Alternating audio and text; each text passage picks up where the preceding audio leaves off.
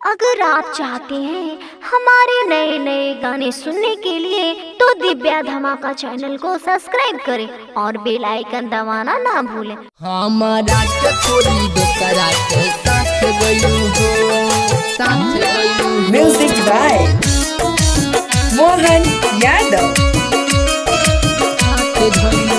हम तो प्यार कोई तू तो खेला बार कोइलू हो।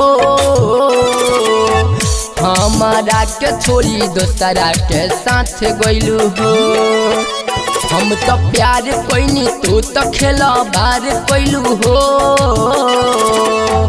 हमारा के छोड़ी दूसरा के हाथ धइलू हो। हाँ हाँ हाथ धइलू हो, हाँ हाँ हाथ धइलू हो। कोई के बदा कसम कैसे तू भूल गइलू हो। हमारा के छोड़ी दूसरा के साथ गइलू हो।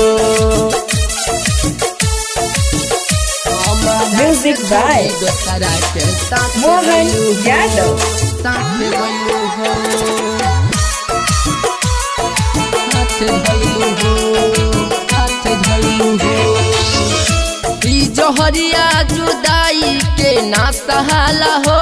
तोहरा से अब तो दूरी ना रहाला हो, रहाला हो। कोई जोहरिया जुदाई के ना सहाला हो। तोहरा से अब तो दूरी ना रहाला हो। दिल के दर्द केहू से अब ना कहाला हो। जान ले ली जुदाई ऐसन बुझाला हो। हमारा नाजुक दिल पर, हमारा नाजुक दिल पर काहे तू बार कोइलू हो। हमारा के छोड़ी दूसरा के साथ गइलू हो। हम तो प्यार कोई तू तो खेलो बार कोइलू हो। हमारा के छोड़ी दूसरा के हाथ धइलू हो।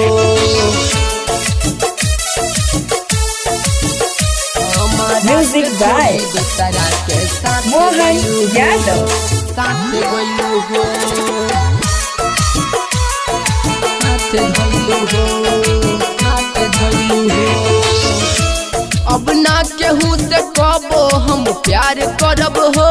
नाही अपन जिंदगिया बेकार करब हो, बेकार करब हो। अब ना केहू से कबो हम प्यार करब हो। नाही अपन जिंदगिया बेकार करब हो। पंकज रंजस के सोनहिया में झूल गइलू। जीतू जितेंद्र के कैसे तू भूल गइलू।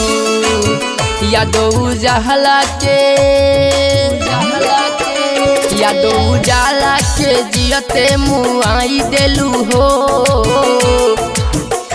हमारा के छोड़ी दूसरा के हाथ धइलू हो। हम तो प्यार कोई तू तो खेलो बार कोइलू हो। हमारा के छोड़ी दूसरा के साथ गइलू हो। हाँ हाँ हाथ धइलू हो, हाँ हाथ धइलू हो। कोई के बदा कसम कैसे तू भूल गइलू हो। हमारा के छोड़ी दूसरा के साथ गइलू हो।